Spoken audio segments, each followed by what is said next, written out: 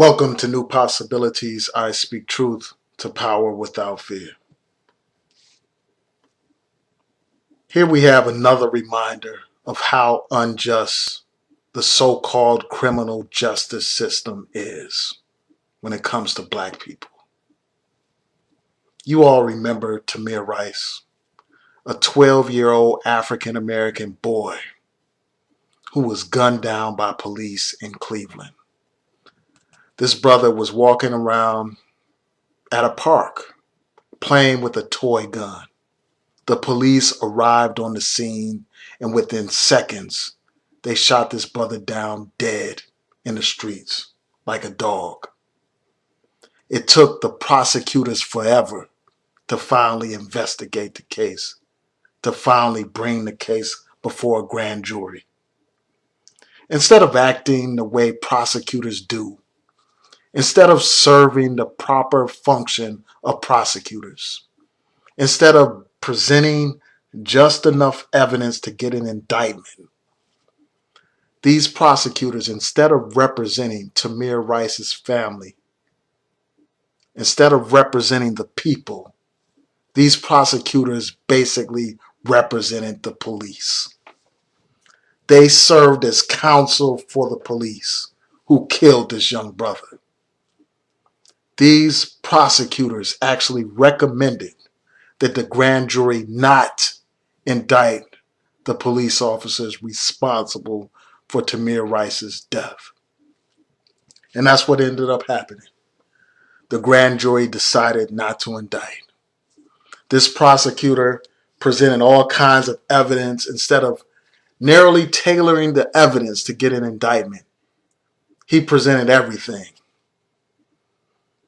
He went out and hired special experts that basically served as expert witnesses for the police.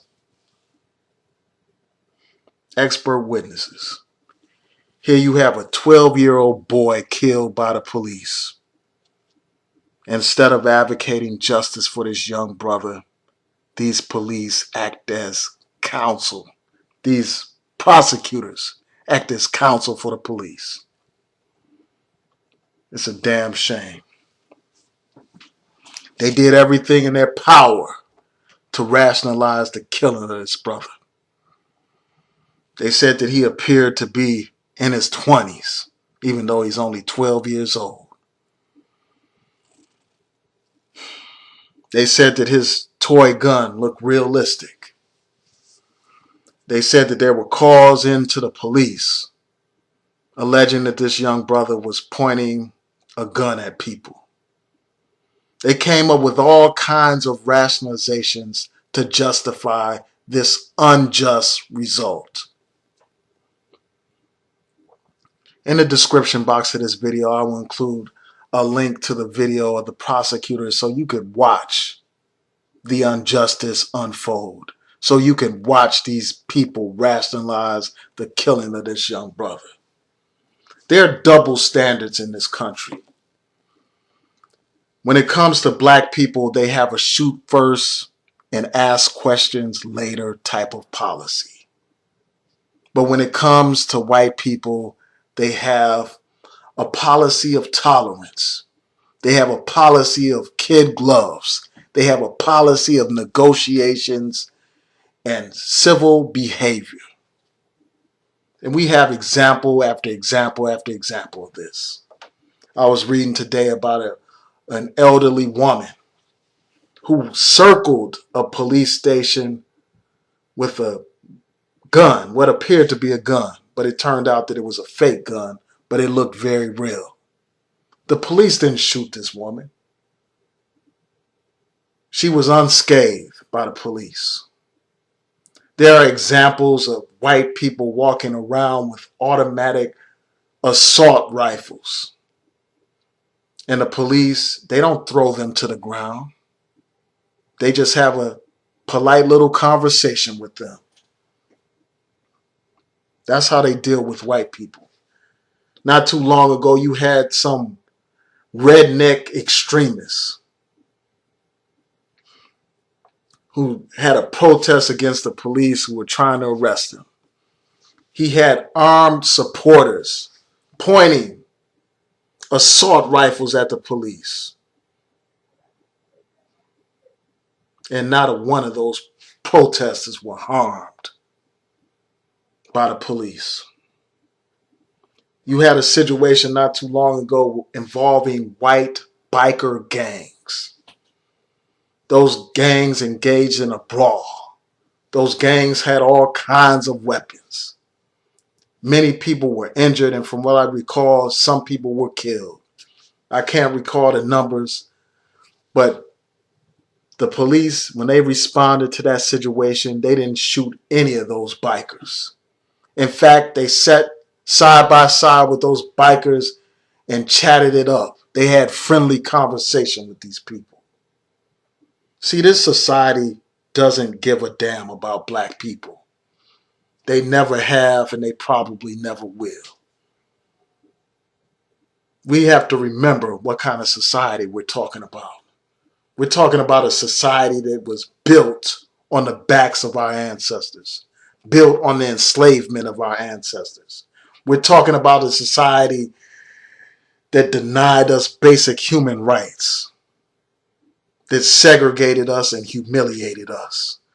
A society that profits off of the modern day slavery, the modern day Jim Crow, the modern day mass incarceration of black people. They don't care nothing about black people. And they come up with all kinds of ways to rationalize violence against us. Enough is enough. We have to demand a change. And we have to demand it now. We have to demand that special prosecutors be appointed anytime there's a police shooting. Anytime. Because these prosecutors, they are so dependent on police. They have a symbiotic type of relationship with the police departments. They don't have independence of thought or action. They rely on the police. They are one with the police. They don't have our best interests at heart. So we need special prosecutors who will bring the cases against these police. Because apparently most of these prosecutors don't have the will, they don't have the heart, they don't have the balls to bring criminal actions against these police. And enough is enough. And we have to vote. These prosecutors, many of them are elected officials. We have the power to decide who's going to be the prosecutor in our city. We have that power. And we need to exercise that power. We need to ask these prosecutors, what is their position on police brutality? What is their approach to dealing with that problem? We have to ask every single one of these prosecutors that when we go to our polls to vote. And we have to prepare. We have to prepare our young people for survival in America.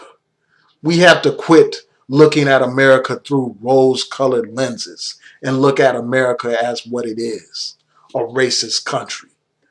We have to look at the police as what they are, a racist institution that is set out to destroy us as a people.